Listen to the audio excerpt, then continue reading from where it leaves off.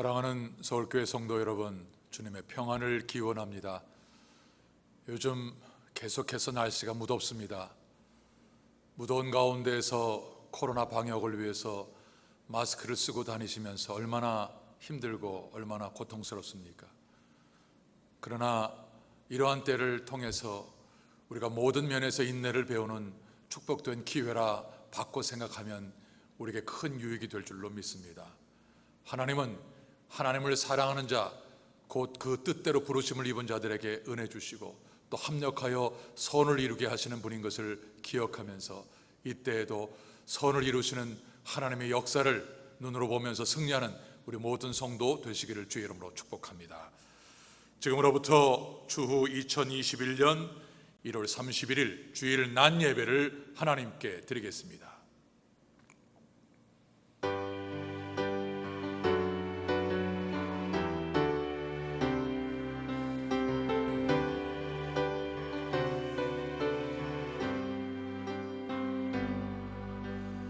지존하신 주님 이름 앞에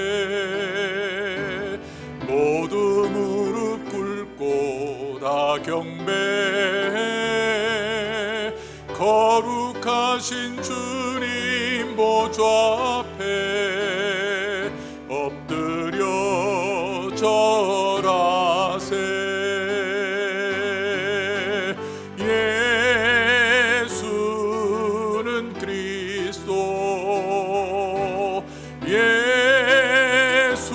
예수는 주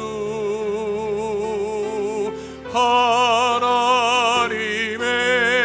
영으로 경배 드리리.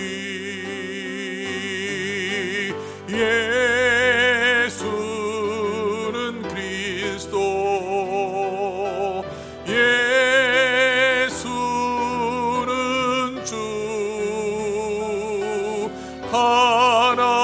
하나님의 영으로 경배 드리리.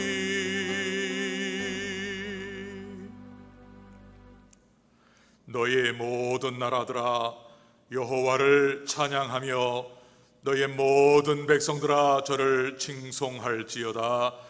우리에게 향하신 여호와의 인자하심이 크고 진실하심이 영원함이로다. 하나님은 영이시니 예배하는 자가 신령과 진정으로 예배할지니라. 아멘.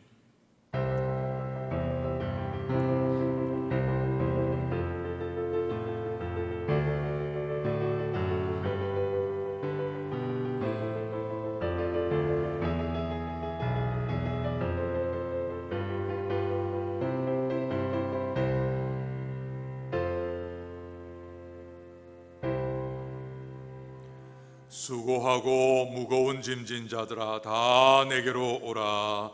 내가 너희를 쉬게 하리라. 지금은 거룩하시고 긍휼이 풍성하신 하나님 아버지 앞에서 신령과 진정의 예배를 드리기 위하여 우리 모두가 하나님과 나만이 아는 죄를 통회 자복하나이다.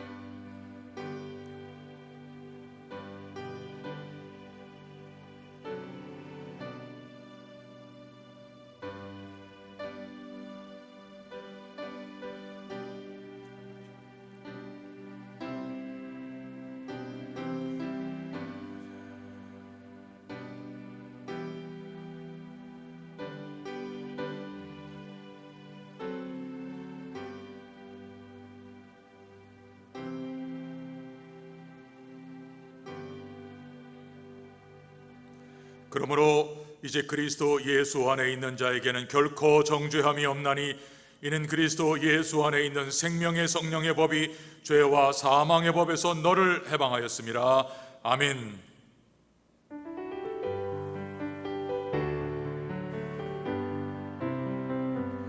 찬양하라 내 영혼아 경배하라 내 영혼아, 내 속에 있는 것들아 다 찬양하라. 감사라 내 영혼아, 감사라 내 영혼아, 내 속에 있는 것들아 다 감사하라. 경배하라 내 영혼아,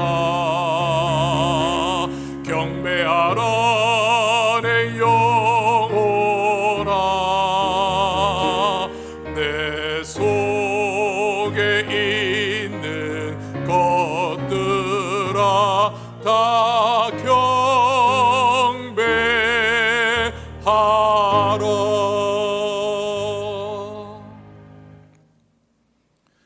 여호와여, 어느 때까지니까 나를 영영히 잊으시나이까?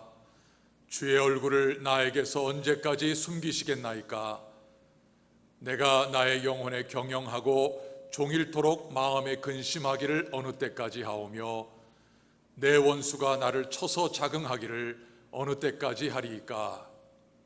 여호와 내 하나님이여, 나를 생각하사 응답하시고 나의 눈을 밝히소서.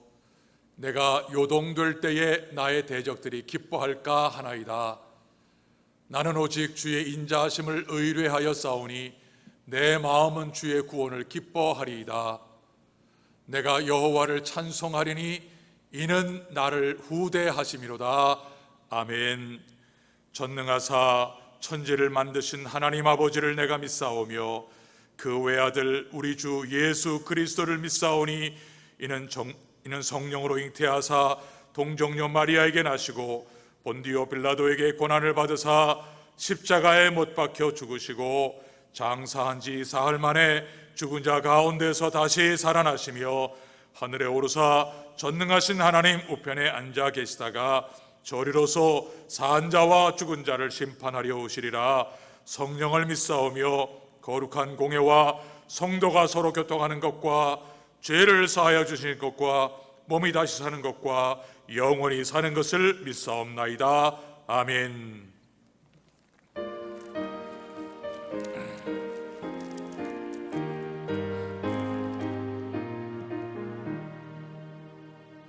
멸류관 가지고 주 앞에 드리세. 저 천사 기쁜 노래가 온 땅에 퍼지네. 내 혼아 깨어서 주 찬송하여라. 온 백성 죄를 속하신 만왕의 왕일세. 멸류관 가지고 주 앞에 드리세. 손과 몸에 상처가 영광 중 빛나네. 하늘의 천사도 그 영광 보고서 권한의 신비 알고자 늘 흠모하도다. 멸류관 가지고 주 앞에 드리세. 온 세상 전쟁 그치고 참 평화 오겠네. 주 보좌 앞에서 온 백성 엎드려 그 한량 없는 영광을 늘 찬송하겠네.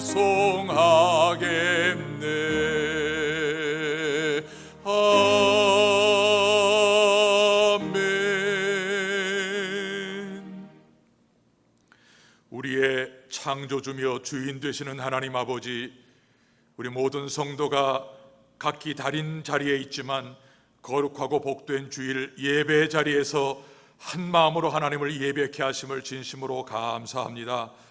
모든 성도의 마음의 중심을 살피시는 하나님 앞에 모든 성도들이 신령과 진정으로 신실하고 진실되게 하나님께 예배하게 하옵소서. 오늘도 예배의 성공자가 되어 삶의 중심에 하나님을 모시고 살게 하옵소서. 하나님, 오늘 1월의 마지막 날입니다.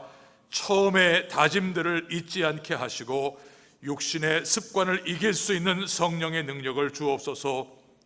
하나님의 말씀대로 살게 하시고 욕심과 생각대로 이전의 습관의 죄를 끊어버리는 새해가 되게 하옵소서.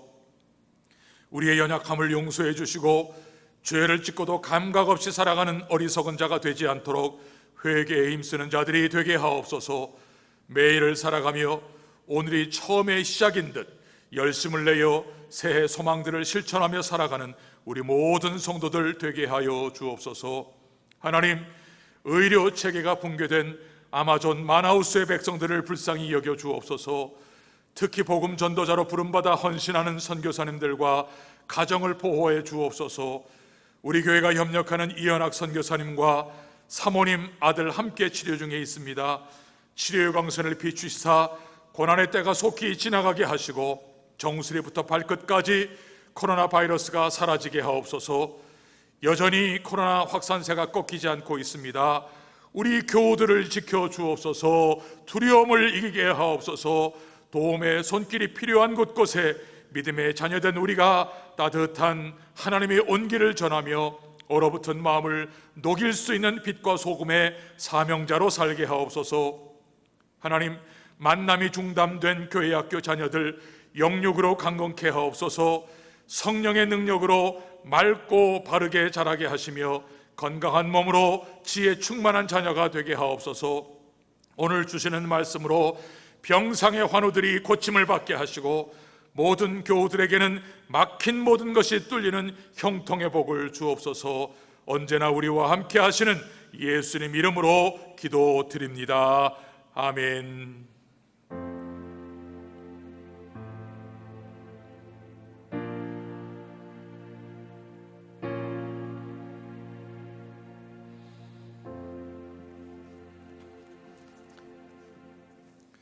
오늘 주시는 말씀은 구약성경 잠언 26장 1절부터 12절까지의 말씀입니다. 잠언 26장 1절부터 12절까지의 말씀입니다. 한 절씩 하나님의 말씀을 교독하겠습니다. 미련한 자에게는 영예가 적당치 아니하니 마치 여름에 눈 오는 것과 추수 때에 비 오는 것 같으니라. 까닭 없는 저주는 참새에 떠도는 것과 제비에 날아가는 것 같이 이르지 아니하느니라. 말에게는 채찍이요 나귀에게는 자갈이요 미련한 자의 등에는 막대기니라. 미련한 자의 어리석은 것을 따라 대답하지 말라. 두렵건대 네가 그와 같을까 하노라. 미련한 자의 어리석은 것을 따라 그에게 대답하라. 두렵건대 그가 스스로 지혜롭게 여길까 하노라. 미련한 자 편에 기별하는 것은 자기의 발을 베어버림이라. 해를 받느니라. 저는 자의 다리는 힘없이 달렸나니 미련한 자의 입의 잠언도 그러하니라. 미련한 자에게 영예를 주는 것은 돌을 물매에 매는 것과 같으니라. 미련한 자의 입의 잠언은 술 취한 자의 손에 든 가시나무 같으니라. 장인이 온갖 것을 만들지라도 미련한 자를 고용하는 것은 지나간 자를 고용함과 같으니라. 개가 그 토한 것을 도로 먹는 것 같이 미련한 자는 그 미련한 것을 거듭 행하느니라. 내가 스스로 지혜롭게 여기는 자를 보느냐? 그보다 미련한 자에게 오히려 바랄 것이 있느니라. 아멘. 이제 오늘 그 자리에서 다 같이 일어나셔서 우리 찬송 513장 하나님께 드리겠습니다.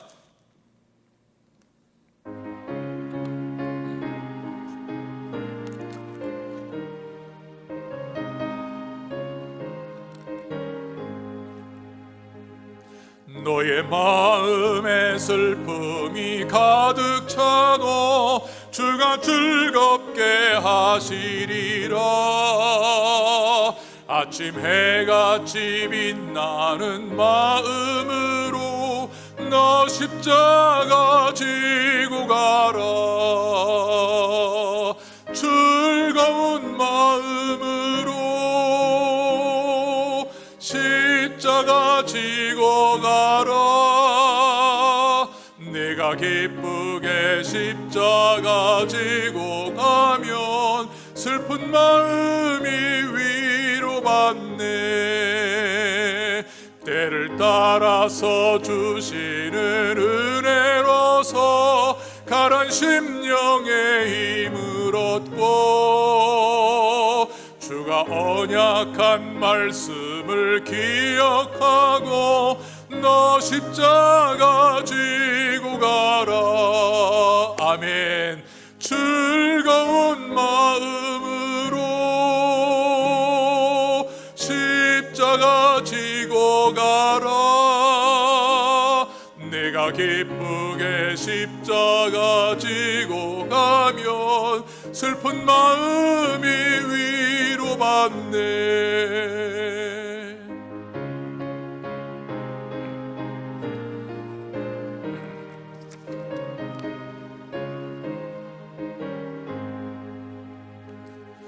내가 맡은 일 성실히 행할 때에 주님 앞에서 상 받으리.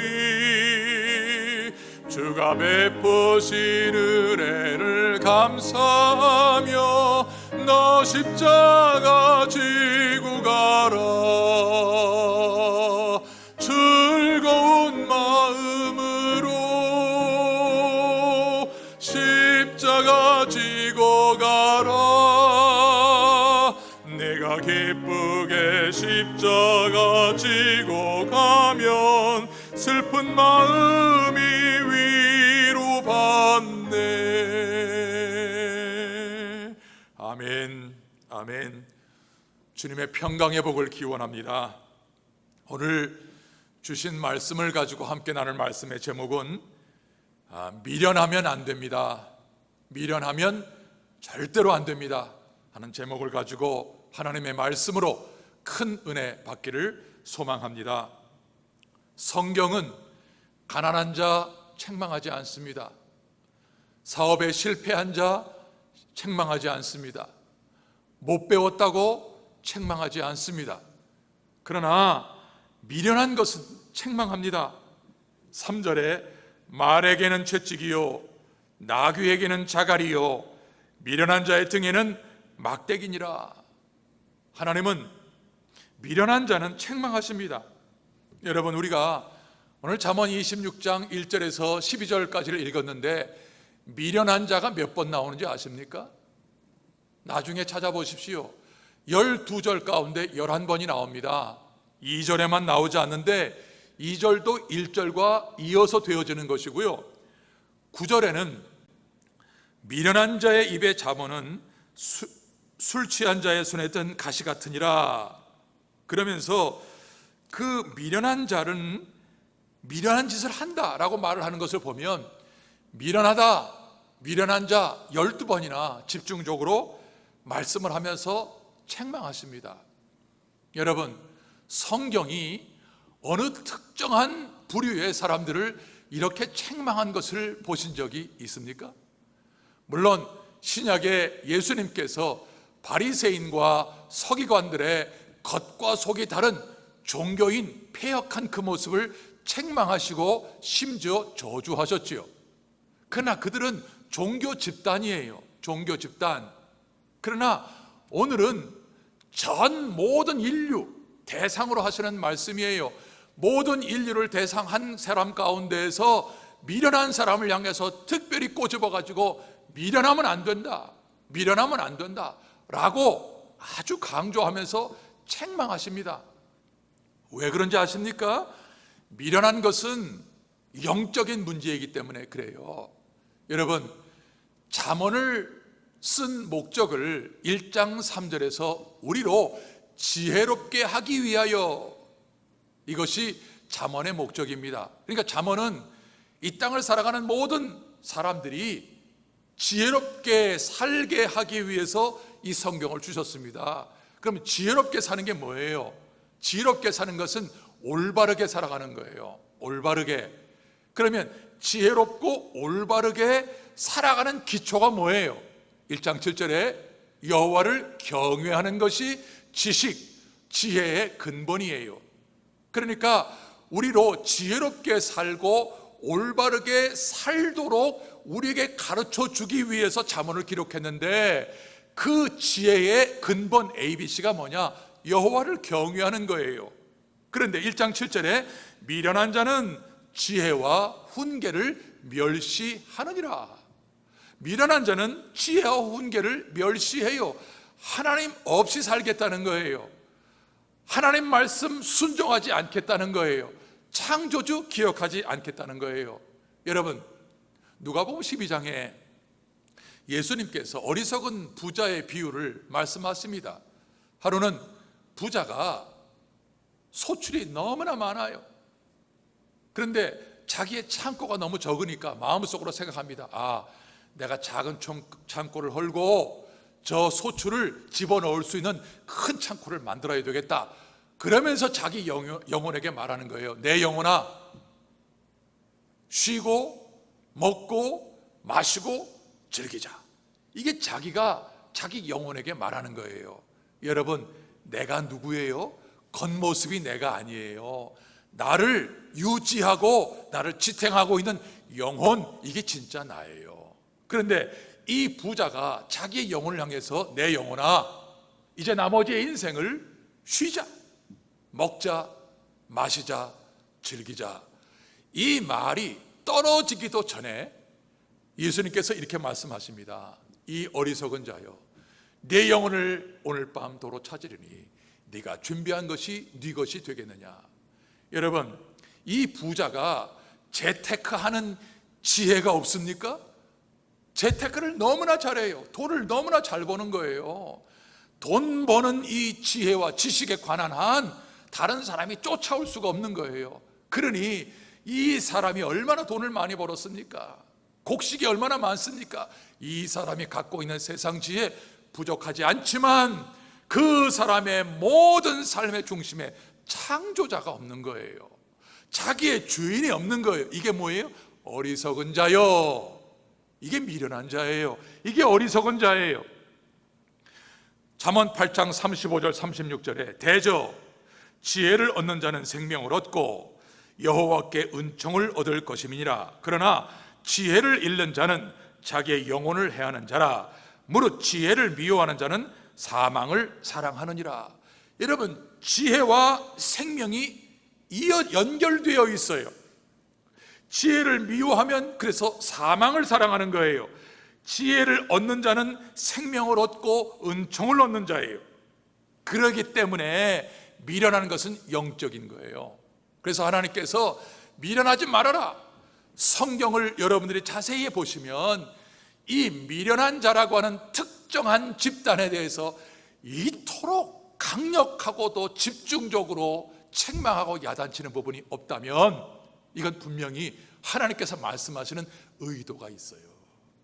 영적으로 잘못됐다는 거죠. 영적으로 우리는 흔히 미련하다 그러면 앞뒤가 꽉 막혔다, 사교성이 없다, 우리는 이러한 사람들을 미련하다고 하는데, 오늘 잠언 전체에서 특별히 우리가 읽은 말씀에서 미련한 게 뭔지 분명히 깨닫고 우리 모든 성도는 미련함과는 상관이 없는 지혜로운 백성들 다 되시기를 주의 이름으로 축복합니다. 자, 잠언 28장 26절에 보게 되면 28장 26절, 자기의 마음을 믿는 자는 미련한 자요 지혜롭게 행하는 자는 구원을 얻을 자니라. 자, 여기서 놀라운 말씀을 하세요. 미련한 자가 누구냐? 미련한 자는 어떤 자냐? 자기의 마음을 믿는 자예요. 그런데 지혜로운 사람은 누구냐? 구원을 얻을 자예요. 그러니까 자기의 마음을 믿는 자가 미련한 사람이고 이 사람은 구원을 못 받는 거예요. 자, 그러면 첫째로 이 미련한 사람은 누구냐? 자기를 믿기 때문에 절대로 자기 자신을 바꾸려고 하질 않아요. 이게 미련한 사람이에요. 기억하세요. 미련한 자가 누구냐? 절대로 자기를 바꾸려고 하지 않는 사람. 이런 미련한 사람은 자기가 어리석다고 생각하지 않아요.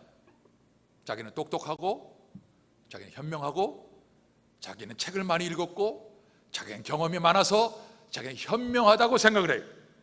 그래서 자기의 생각을 고집해요. 여러분, 대부분 미련한 사람이 고집이 세요.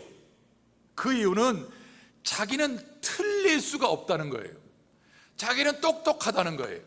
자기가 내는 의견은 다 맞다는 거예요. 그러니까 고집부려요. 고집부려요. 절대로 고치려고 하질 않아요. 그래서 잠언 18장 2절에 미련한 자는 명철을 기뻐하지 아니하고 자기의 의사를 드러내기만 기뻐하느니라. 말을 안 듣는다는 거죠. 여러분, 고집이 센 거요, 이거 문제 있습니다. 우리 믿는 사람들은 고집이 세면 안 돼요. 하나님의 말씀을 붙드는 일에는 생명을 걸어야 되지만 그 외의 모든 것들은 나는 선한 것이 없는 사람이다, 나는 늘 틀릴 수 있는 사람이다, 우린 그런 거예요. 여러분, 제가 오래전에요, 우리 교회 부임 전에 다른 교회 이제 목회를 할 때 뒤에 어느 청년이 매번 늦게 와요. 매번 늦게 와요. 이렇게 늦게 와서 떠들어요. 또 예배를 잘 집중을 안 해요. 그리고 끝나면 제일 먼저 식당에 내려가서 밥을 먼저 먹어요. 이게 내 눈에 미운 털이 박힌 거예요. 어떻게 쟤는 늦게 오지? 늦게 와서 예배는 드리지 않고 떠들지, 끝나면 또 밥 먹지, 밥 먹으면 또 그냥 가지. 이게 몇 번 하다가 보니까 제 마음에 저 아이에 대해서 시험이 드는 거예요. 나중에 알고 보니까요, 이 아이에게 사연이 있던 아이였어요. 이 아이가 토요일 날 밤새 누구를 간호하다가 오는 거예요. 누구를 간호하다가. 그러니까 몸을 전혀 가누지 못하는 사람을 간호하다가 겨우 예배 시간에 맞춰서 오다가 보니까 늦게 오는 거고요. 그러다가 보니까 절고 그냥 예배 집중하지 못하고요. 그리고 빨리 밥을 먹고 또 돌아가서 그 사람을 간호해야 되는 이러한 형편에 있는 것을 나중에 알게 되고, 제가 얼마나 하나님 앞에 후회하고 회개했는지 몰라요. 우리는 몰라요. 내가 본 거가 여러분 진실 아니에요. 사실도 아니에요. 내가 생각하고 있는 거 맞지 않아요. 여러분이 쓰는 스마트 앱 중에 내비게이션 있죠. 웨이즈라고 하는 내비게이션.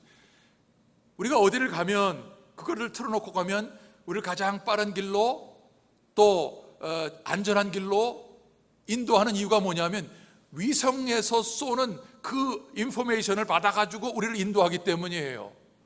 우리는 점과 선으로 이어진 평면 인생이에요. 그러니까 길만 라이트한 우회전으로 들어가도. 그런데 여러분, 아파트나 고층 아파트에서 이렇게 한번 내려다 보세요. 사방팔방의 길이 다 있잖아요. 차들이 다니잖아요.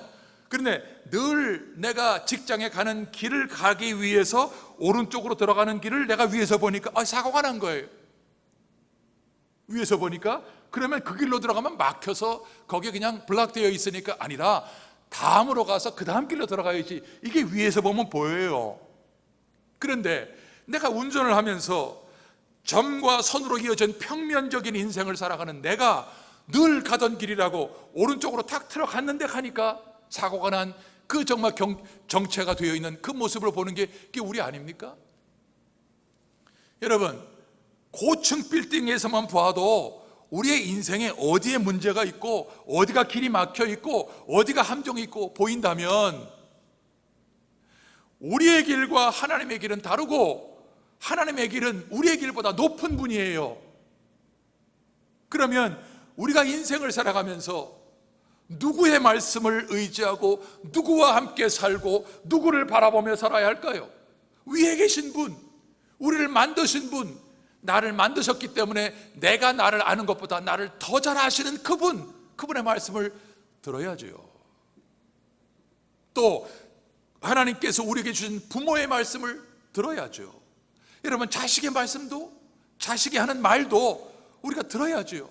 아빠 기도하고 밥 먹어야지. 움찔합니다. 여러분, 아빠 기도해야지, 기도하고 잠을 자야지. 움찔합니다.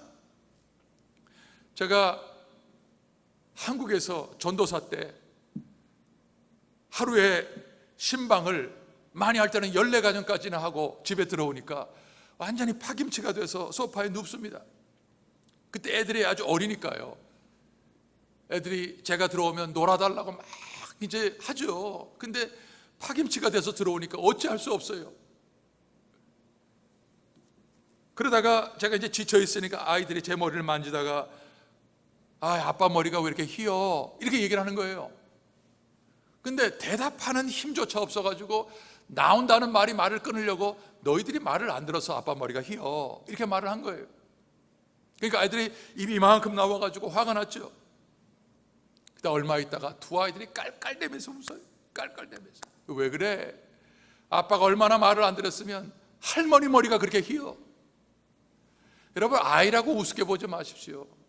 아이가 때로 얼마나 순수한지, 우리가 욕심과 우리가 임기응변으로 지나가려고 하는 그 한마디 내뱉은 말에 꼼짝하지 못하는 하늘의 지혜로 말을 하는 것이 아이들이에요. 여러분, 내가 똑똑하면 얼마나 똑똑하고, 내가 현명하고, 내가 읽은 책이 많으면 얼마나 많고, 이런 그것으로 내가 인생을 바르게 살 수 있을까요? 아니에요. 오늘 잠언 19장 3절에 보게 되면 사람이 미련함으로 자기 길을 굽게 하고 마음으로 여호와를 원망하느니라.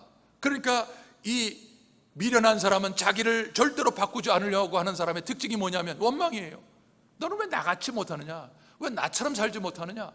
그러면서 모든 사람을 자기의 잣대로 맞춰서 자기와 똑같은 사람으로 만들려고 하니까 마음에 드는 사람이 어디 있어요?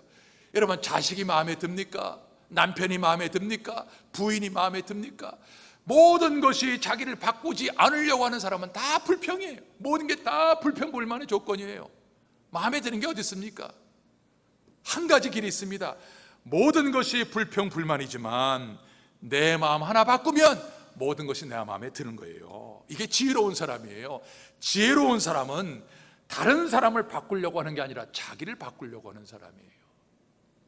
지혜로운 사람은 자기 자신을 바꾸려고 하는 사람입니다. 근데 바꾸지 않는 거예요.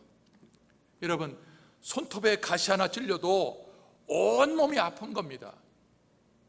발가락 하나만 다쳐도 온몸이 불편한 건데, 지금 코로나로 1억 명 이상이 전 지구촌의 사람들이 지금 코로나에 걸렸고, 브라질도 수십만 명이 지금 죽어 넘어가고 있고, 오늘도 어려운 가운데 있는데 나는 아니래. 나는 코로나에 안 걸렸고 내 사업은 잘 되고, 그러니까 나하고는 상관이 없대. 여러분, 이게 얼마나 미련한 생각입니까? 같이 아파하고 같이 기도하고 같이 눈물 흘리고 같이 해야 될 때인데 자기는 아니라는 거죠. 나는 아무런 문제가 없다는 거죠. 여러분, 이거 똑똑한 거 아닙니다. 이거 지혜로운 거 아닙니다. 여러분, 우는 사람과 함께 울어주고, 절망을 당한 사람에게 위로해주고 손잡아주고 내 거 있는 거 나눠주면서 하나님의 그 은혜를 주는 거, 이게 하나님이 아닙니까? 주님은 우리에게 다른 거 말씀하지 않습니다. 수고하고 무거운 짐 진 자들아 다 내게로 오라. 나는 마음이 온유하고 겸손하니 내 멍에를 메고 내게 배우라. 주님이 너를 좀 내려놓으라고 하는 거예요. 너를 좀 내려놓으라. 너를 좀 내려놓으라. 여러분, 우리 몸에 머리 부분이 있지요. 목 전에 머리, 얼굴부터 머리까지. 이게 무게가 얼마나 되는지 아십니까? 평균 5kg이랍니다. 5kg. 그럼 여러분 한번 생각해 보세요. 여러분이 볼링장에 가면 볼링을 칠 때 5kg는 이제 여자분들이 이제 그 치는 가벼운 것 중에 하나긴 하지만 5kg짜리 볼링공을 우리는 평생 머리에 이고 사는 거예요. 머리에 이고.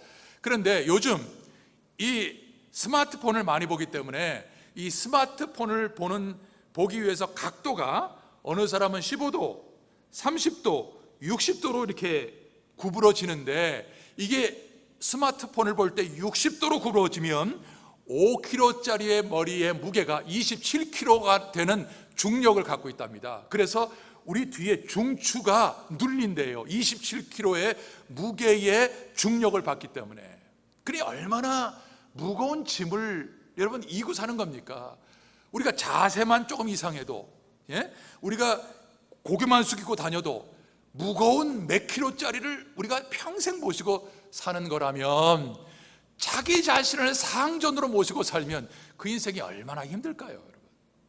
아니 5kg 이 머리 무게 하나도 잘못하면 27kg가 돼서 등짝이 나가고 이 척추가 휘고 이거 뭐 여러 가지 병이 생기는데, 자기 자신을 상전 삼아서 다 내 뜻대로 돼야 되고, 바뀌고 변할 사람은 당신이고 우리 자식이고 너지, 나는 바뀔 필요가 없다라고 자기 자신을 우상처럼 섬기고 살아가는 상전 삼은다면 그 인생 얼마나 힘들겠습니까? 얼마나 힘들겠습니까?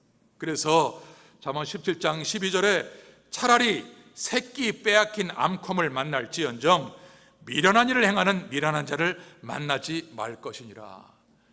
여러분, 새끼 빼앗긴 암컴은요 호랑이도 못 당해요. 죽기 살기로 모성애로 달려드는 거예요. 그런데 그보다 더 무서운 사람이 누군지 알아요?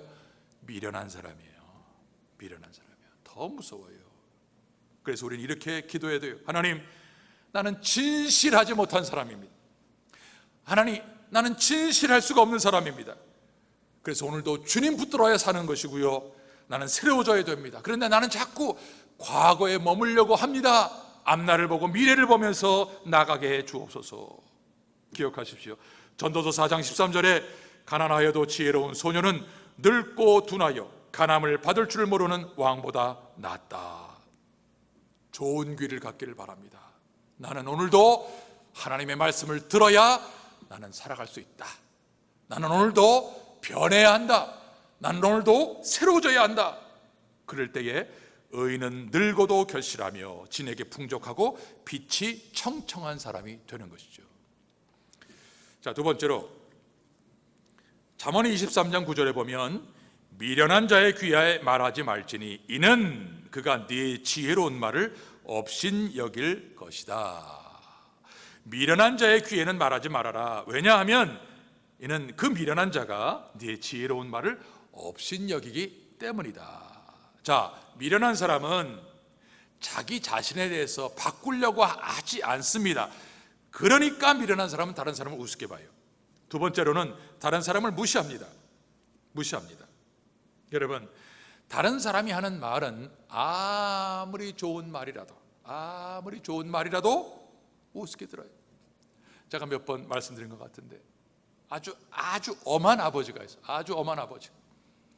식탁에서 얼마나 아버지가 엄한지 숨소리조차 내지 못할 정도로 벌벌벌 떨면서 밥을 먹어요.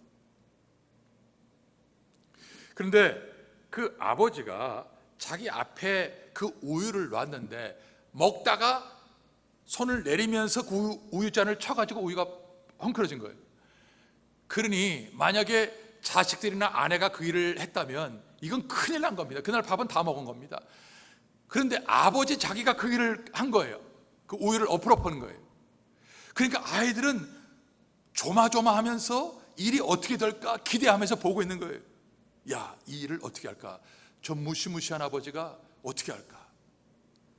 그랬더니 갑자기 아버지가 그 식탁을 탁 치면서 엄마에게 손가락에 우유잔을 놓을 데가 따로 있지 여기다 놔 하면서 엄마를 야단치는 거예요. 이게 얼마나 무식하고 어리석은 사람입니까?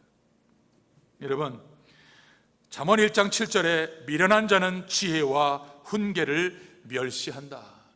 여러분, 이렇게 무시당하고 멸시당하면 좋아할 사람이 어디 있어요? 마음에 계속 분이 쌓이는 거죠.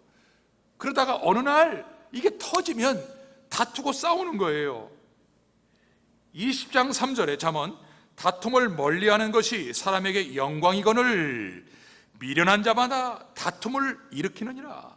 여러분, 미련한 자가 가는 곳에는 다툼이 일어나는 이유가 뭐냐면 자기는 옳고 자기는 바꾸지 않으려고 하면서 다른 사람이 내놓는 의견을 무시하니까 그 사람이 가만히 있습니까?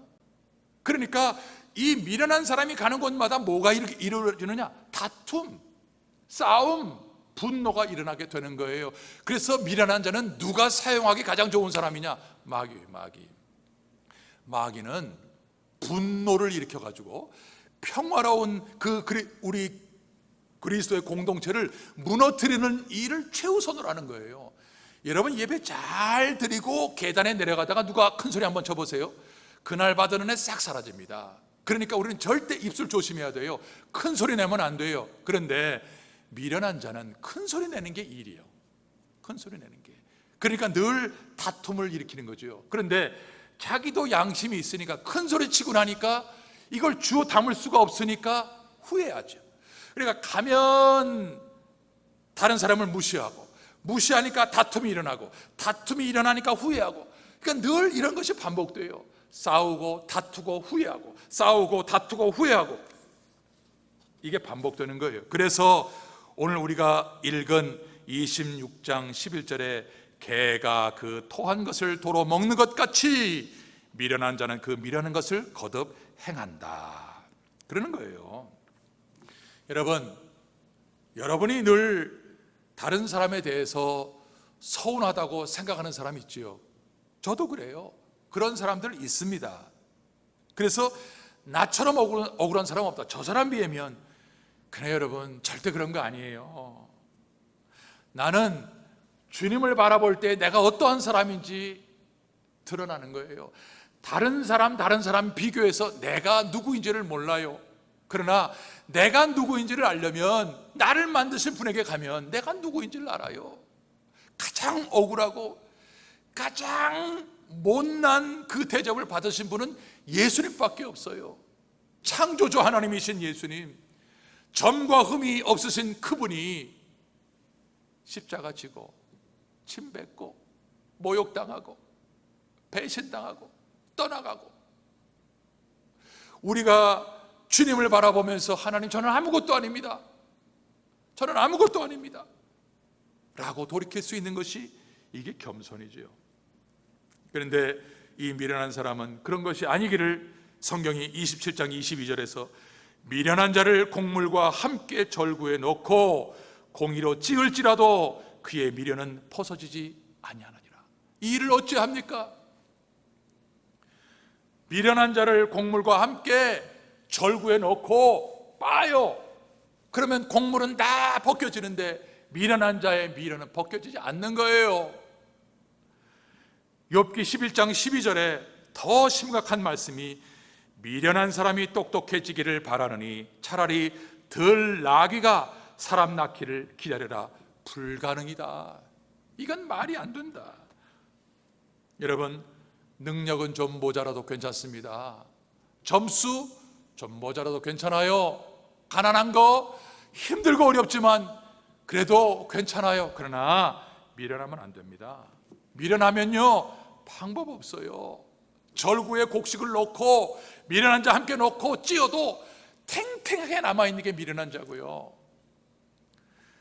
덜 나기가 사람을 낳을 수 없는 것처럼 미련한 사람이 똑똑해질 수가 없는 겁니다. 이런데도 우리가 다른 사람 무시하고 다른 사람 우습게 여기면서 그렇게 살겠습니까? 다른 사람 우습게 여기고 다른 사람을 쉽게 여긴다면 이마에 여러분은 나는 미련한 놈이라고 쓰고 다니는 것과 똑같은 거예요. 절대 그렇게 하지 마세요. 그러면 안 됩니다. 마지막으로 3절입니다. 말에게는 채찍이요 나귀에게는 자갈이요 미련한 자의 등에는 막대기니라, 이렇게 말을 합니다. 자, 미련한 자의 첫 번째 특징은 절대 자기 자신을 바꾸려고 하지 않아요. 둘째, 다른 사람이 다 우스워요. 그러니까 무시하고 멸시해요. 세 번째, 정말 중요한 것은 하나님의 말씀의 다스림을 거부해요. 말씀의 다스림을 거부해요. 미련한 자의 등에는 막대기니라. 말에게는 채찍이고 나귀에는 자갈이다. 여러분, 말을 달리게 하려면 채찍질 해야 달려요. 뜻대로 가려고 하는 이 나귀를 제대로 가려고 하면 입에다가 쇳덩어리 물려야 돼요. 마찬가지로 미련한 자를 움직이게 하려면 막대기로 등을 때려야 된대요. 여러분, 사람이 짐승과 다른 게 뭐예요? 말로 소통할 수 있는 거예요. 말로 권면하고, 말로 위로하고, 말로 책망하고, 말로 권면하면 듣는 거예요. 들을 수 있기 때문에 사람이에요. 그런데 미련한 자는 안 들어요. 안 들어요. 그래서 10장 13절에 지혜 없는 자의 등을 위하여는 채찍이 있다. 18장 6절에 그 입은 매를 자청한다. 매질과 채찍은 하나님의 징계예요. 그러니까 이 미련한 사람은 말씀만 듣고 순종해서 복을 받는 사람이 아니고 말씀을 무시하니까 매를 맞는 거예요. 채찍을 맞는 거예요. 그래서 다윗도 시편 119편 67절에 고난당하기 전에는 내가 그릇 행하였더니 이제는 주의 율례를 지키나이다. 다윗도 한때 그런 때가 있었어요. 히브리서 12장 11절에 무릇 징계가 당시에는 즐거워 보이지 않고 슬퍼 보이나 후에 그로 말미암아 연단한 자에게는 의의 평강한 열매를 맺는다. 그렇게 말을 했습니다. 여러분, 하나님의 백성은 아무리 환경이 어려워도 하나님의 은혜만 있으면 그 어려운 일을 감당할 수 있습니다. 그 이유가 하나님을 사랑하기 때문이에요. 그래서 우리가 하나님의 일을 하는데 중요한 동기는 딱 한 가지, 하나님의 은혜예요. 내가 하나님을 사랑하느냐, 하나님의 은혜가 나에게 있기 때문에 이 일을 감당하느냐, 이게 동기가 될 때에 누가 뭐래도 환경이 어려워도 이걸 넉넉히 감당할 수 있습니다. 주의를 생명같이 지키는 것은 사고나고 징벌받을까 봐가 아니에요. 하나님 사랑하기 때문이에요. 다른 사람을 섬기고 희생하고 물질 드리는 이유는 다른 사람 보라고 하는 거 아니에요. 하나님 사랑하기 때문이에요. 그러니까 모든 일을 하는 그 일의 동기가 하나님의 은혜요, 하나님의 사랑이 되어 있다면 우리는 모든 어려운 일이라도 넉넉히 할 수 있습니다. 그러나 미련한 사람의 동기는 달라요. 미련한 사람이 하는 일의 동기는 하나님의 은혜가 아니에요. 사람의 여론, 눈치, 이게 미련한 사람의 동기예요. 여러분, 모세가 왕성한 40대 하나님이 쓰지 않은 거 여러분 아시잖아요. 80 노인이 되어서 하나님께서 모세를 쓰셨잖아요. 40년 동안 침묵하는 훈련, 말 못하는 양과 함께 보내는 훈련 통해서 자기의 인간적인 모든 것들을 다 뽑아내는 훈련을 하신 거예요. 40살에 애굽 사람 한 명 때려 죽일 때 주위를 돌아보아 사람이 있는가 보고 사람을 쳐 죽였다. 그러니까 모세가 하는 그 일의 동기가 뭐냐면 사람이에요. 사람이 보면 어떻게 하나, 사람이 고발하면 어떻게 하나. 그러니까 하나님이 너는 아니야, 너는 40살의 지식과 이 근력이 지금 왕성한 때라고 하더라도 지금 쓰일 때가 아니야. 그래서 하나님께서 40년 동안 광야에서 훈련하는 거죠. 여러분, 주변에서 다른 사람이 무슨 말 한마디 한 거 여러분 그거에 신경 쓰고 밥도 못 먹고 그러죠. 여러분 신경 쓰지 마세요. 왜냐하면 만약에 그 사람들이 나를 조금이라도 신경 쓴다면 그런 말을 할 수 있을까요? 안 해요. 여러분, 여러분의 부모가 자식들에게, 여러분에게 함부로 말을 합니까? 그렇지 않잖아요. 여러분의 부모는 여러분이 밖에 나갔다 들어오면 그 모습이 어떤지 살피잖아요. 그리고 위로와 격려의 말을 해주려고 생각하고 말씀을 읽었던 것을 붙들고 이야기하는 이유가 뭐예요? 부모로서 자식을 살피니까요. 신경 쓰니까요. 그런데 다른 사람이 여러분을 그렇게 신경 쓰면서 말을 합니까? 신경 안 써요. 그리고는 그냥 한마디 툭툭 하는 말, 그 말을 듣고 내가 밥을 못 먹고 잠을 못 잔다. 여러분, 그게 왜 그거 신경 쓸 필요가 없는 이유가 나를 신경 쓰지 않고 하는 사람의 말을 왜 신경 쓰냐 그 말이죠. 그래요, 안 그래요? 나에 대해서 조금이라도 배려하고 신경 쓰지 않고 하는 말이기 때문에 신경 쓸 필요가 없다는 거예요. 없다는 거예요. 그러나 주의 종이 하나님의 말씀을 여러분에게 선포하고 하나님의 말씀을 여러분이 들을 때는 신경 써야 되는 거예요. 왜냐하면 하나님은 우리를 살리려고 하시니까, 하나님은 우리를 영생의 길로 가라고 하시니까, 하나님은 미련하게 살라고 하지 말라고 하시니까, 우리를 신경 써서 하시는 말씀이니까 하나님의 말씀의 지배를 받아야 되는 거지요. 여러분, 하나님은 미련한 사람에게 말로 해서 안 될 때에는 채찍을 드셔요. 등을 때리셔요. 때려서라도 옳은 길을 가도록 몰고 가시는 거죠.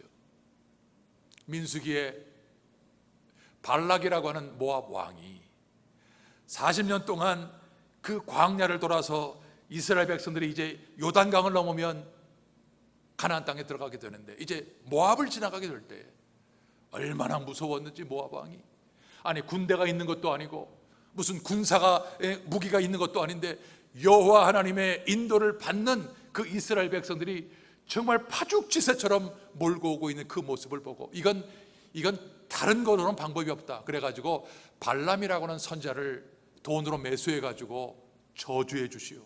3번이나 저주해 주시오. 저주해 주시오. 저주가 안 먹혀요. 왜냐하면 하나님의 백성들은 은혜가 덮고 있기 때문에 저주가 안 먹혀요. 그래서 성경이 이것을 2절에서 까닭없는 저주는 참새에 떠도는 것과 제비에 날아가는 것 같이 이르지 아니하느니라, 이렇게 말을 하는 거예요. 자, 그때에 이 발람이 돈의 매수가 되어가지고 나가려고 할 때에 자기가 평생 타고 다니던 나귀가 가지 않고 말을 하네요. 말을 하는 거예요. 여러분, 짐승이 말을 하면 이건 뭔가 지금 특별한 일이 벌어졌구나 하고 깨달아야 되는데, 이 선지자라고 하는 사람이 깨닫지를 못해요. 그러면서 막대기를 들어가지고 때립니다. 왜 때리시오? 이 나귀가 말을 하는 거예요. 내가 언제나 당신을 모시고 다닐 때 이런 일이 있었어? 없었다. 근데 왜 나를 때립니까? 지금 저 앞에 하나님의 사자가 칼을 들고 그 앞에 지나가면 내 목을 쳐서 죽이려고 하는데 어떻게 갈 수가 있습니까?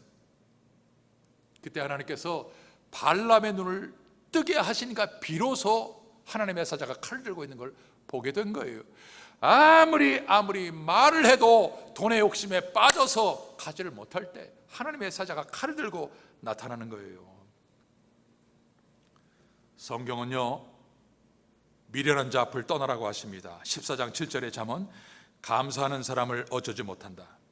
용서하는 사람도 어쩌지 못한다. 그러나 미련한 사람은 어쩔 수가 없다. 말씀을 맺겠습니다. 여러분, 미련한 것은 영적인 문제입니다. 영적인 문제는 바른 길로 돌아와야 삽니다. 여러분의 마음을 믿지 마세요. 나는 선한 게 아무것도 없습니다. 마음을 믿으면 안 됩니다. 하나님, 내 스스로 고쳐질 수가 없습니다. 하나님, 새로워져야 오늘도 살아갈 수가 있으니 하나님, 나를 도와주옵소서 기도하십시오. 그리고 다른 사람을 누구도 절대로 마음속으로도 욕하거나 우습게 여기지 마십시오. 하나님이 지으신 사람입니다. 비난과 비판으로 살고 있습니까? 미련한 사람입니다. 매를 맞고 빼앗겨야 비로소 그때 순종하려고 하십니까? 미련한 사람입니다. 말씀을 들으면 듣는 대로 기쁨으로 순종하십시오. 그렇게 될 때에 우리에게 주시는 놀라운 축복이 뭔지 아십니까? 잠언 22장 4절, 겸손과 여호와를 경외함의 보응은 재물과 영광과 생명이니라. 여러분, 이 말씀을 꼭 붙드십시오. 겸손과 여호와를 경외하는 보응, 대가가 뭔지 아느냐? 그것은 너희들이 원하는 재물과 영광과 생명이라. 지혜로운 성도 되시기를 주의 이름으로 축복합니다. 아멘. 하나님, 고맙습니다. 이 땅을 살아가면서 돈 버는 방법, 출세하는 방법, 유명해지는 방법, 얼마나 많은 사람들이 정말 우리에 앞서서 정말 나가고 있는데, 우리도 때로 부럽고 그 길로 가기 위해서 애쓸 때가 많이 있지만, 지혜로운 사람은 하나님을 모시고 말씀에 순종하면서 늘 자기를 새롭게 하려고 하면서 다른 사람을 하나님의 백성으로 인정하면서 말씀에 순종하는 자라고 하셨사오니, 우리 모든 성도들은 영적으로 지혜롭게 살아가는 귀한 권속들 되게 하여 주옵소서. 예수님 이름으로 기도하옵나이다. 아멘.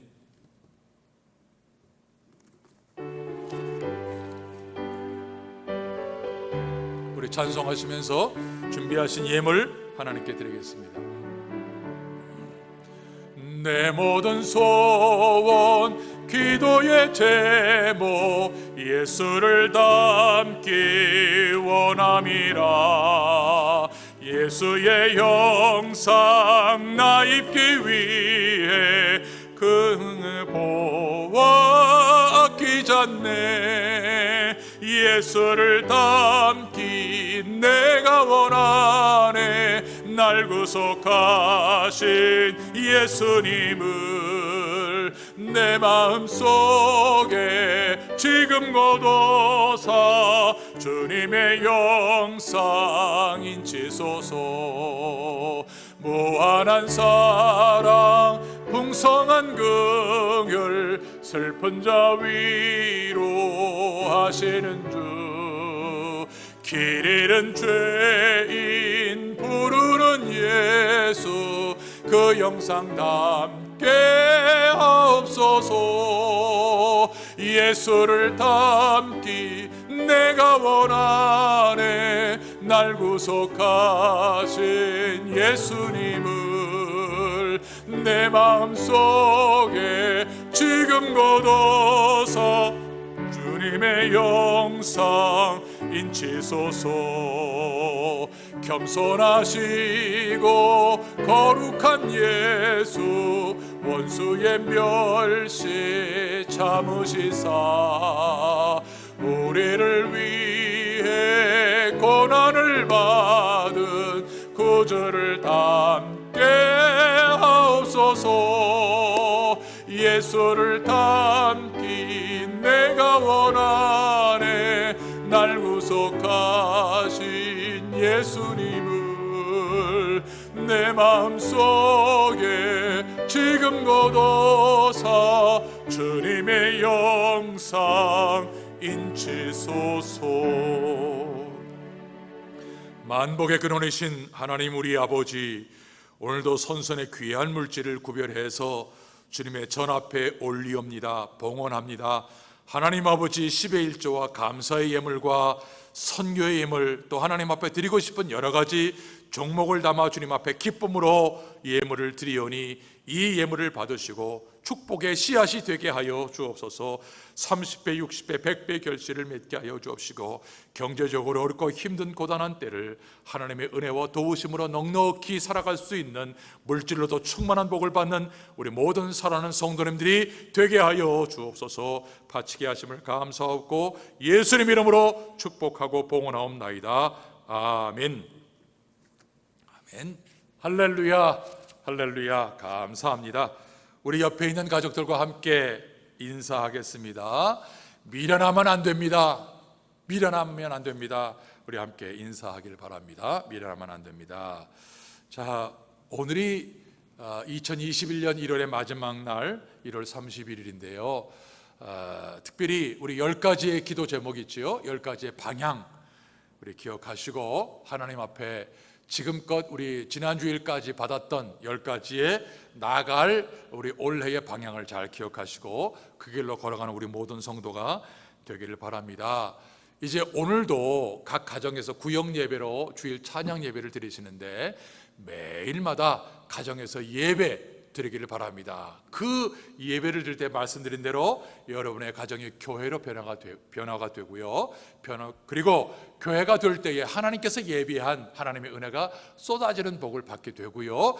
교회가 될 때 하나님이 함께 하시기 때문에 세상이 건드리지 못하는 가장 안전한 복을 받는 것이 교회요 가정 예배의 복입니다. 꼭 기억하시고 아빠, 엄마, 아버지, 어머니들 꼭 기억하시고 가정에서 예배로 살릴 수 있기를 바랍니다. 그리고 주일 헌금을 여러분들이 정말 기쁨으로 흩어져 있으면서도 온라인으로 잘 드려주셔서 진심으로 감사합니다.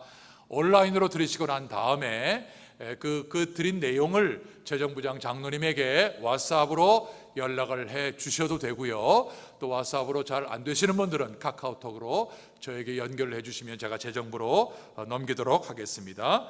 헌금을 하신 모든 분들께 진심으로 감사를 드립니다. 그리고 오늘부터 성경 문답서를 주보에 게재를 합니다. 오늘부터 창세기 1장부터 7장까지에 있는 말씀으로 8문제를 여러분에게 교소식 밑에다가 게재를 했습니다. 모두가 다 하십시오. 모두가 다. 물론 이제 여러분이 카카오톡이나 혹은 인터넷을 통해서 영상으로 보기 때문에 답은 여러분이 따로 별지에다가 답지를 만들어 가지고 성경 문답서를 1장부터 8장까지 창세기를 읽고 여러분들이 그곳에 답을 기록하시면서 말씀을 더욱더 가까이 하는 우리 모든 성도가 되길 바랍니다. 특별히 우리 교회 협력 선교사이신 우리 마나우스 아마존의 이현학 선교사님 두 분 내외분과 아들이 코로나 확진자가 되어서 치료 중입니다. 특별히 이 마나우스가 많은 분들이 고통을 당하고 있기 때문에 기도가 필요한 우리 분들입니다. 기도하시면서 협력해 주시기를 부탁을 드립니다. 그리고 우리 최영삼 집사님께서 이제 노령이시고 몸이 아프셔서 어제 갑자기 또 병원에 입원하셨습니다. 평안함을 위해서 우리 최영삼 집사님의 병을 위해서 기도해 주시기를 부탁을 드립니다. 또 안타까운 소식은 우리 계속 기도하던 영광교회 홍문식 장로님께서 오늘 주일 새벽 3시에 하나님의 부름을 받았습니다. 참 안타까운 일인데 여러분 그 가정 얼마나 마음의 상심과 또 아픔이 있는 가정입니까? 위에서 기도해 주시면서 하늘의 위로가 충만하기를 기도해 주시기를 부탁을 드립니다. 그리고 우리가 읽을 하이델베르그 요리문답 48번 중요한 말씀입니다. 꼭 기억하시고 믿음에 큰 도움이 되기를 바랍니다. 이제 우리 다 같이 일어나셔서 마지막 찬송 힘차게 드리겠습니다.